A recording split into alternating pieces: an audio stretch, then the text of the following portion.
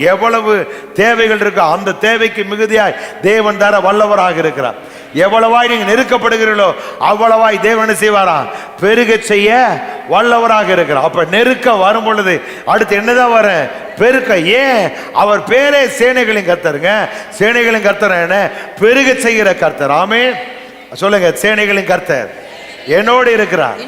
யாக்கோபின் தேவன் உயர்ந்த அடைக்கலமாயிருக்கிறார். அப்போ உங்களை என்ன செய்வாரா அப்படின்னா சொல்றாரு, பாமை பேரிச்சம்பழம் போல செழித்து. அது நல்ல வெயில் இல்லைன்னா அதனுடைய வரத்து கம்மியா இருக்கு, பலன் கம்மியா இருக்கு.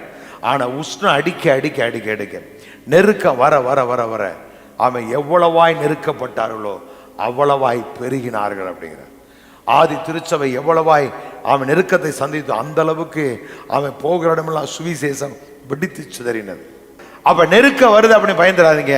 நெருக்க வரும் பொழுது ஒரு பெரிய விசாலத்தை கர்த்தர் கொண்டு